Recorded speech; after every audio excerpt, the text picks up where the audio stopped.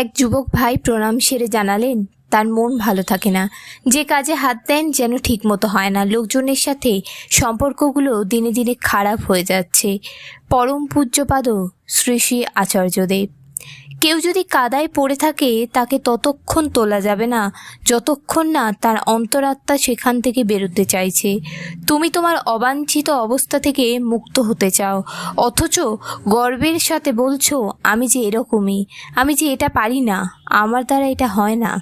তাহলে কি পারবে নিজেকে বদলাতে? যদি তোমার ভুলের জন্য তোমার কোনো গ্লানি না থাকে তবে তুমি মুক্ত হবে কি করে? যদি গ্লানি হয় তবে আশা আছে, তবে পথ তুমিই খুঁজে বের করে ফেলবে। আর যদি গ্লানিবোধ না হয় তবে এত সুন্দর জীবন নিয়ে ওই কাদাতেই পড়ে থাকতে হবে। তুমি কি জীবনের পুরোটা জানো? কবে মঙ্গল কবে অমঙ্গল, জীবনের এই সব গল্পটা জানো? নিশ্চয়ই না। তবে তুমি যে এই সিদ্ধান্তে পৌঁছলে যে আমি এটা পারি না, আমার দ্বারা ভালো কাজ হয় না, কি করে পৌঁছালে? নিজের জীবন যেটাকে তুমি নিজে বয়ে নিয়ে যাচ্ছ সেটার পরের মুহূর্তটা তুমি জানো না।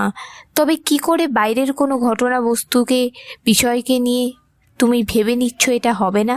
বাইরের ঘটনা বিষয়বস্তু এগুলো তোমার হাতে নেই, সেটাকে তোমার হাসিল করতে হবে।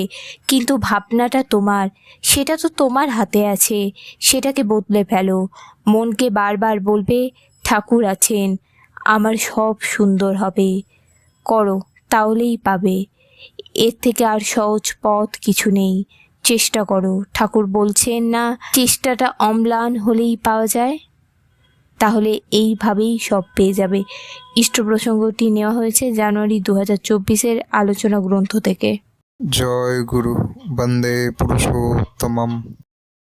ঠাকুর সম্পর্কিত আরও ইষ্ট প্রসঙ্গ শোনার জন্য এই চ্যানেলটিকে অবশ্যই সাবস্ক্রাইব করে রাখুন।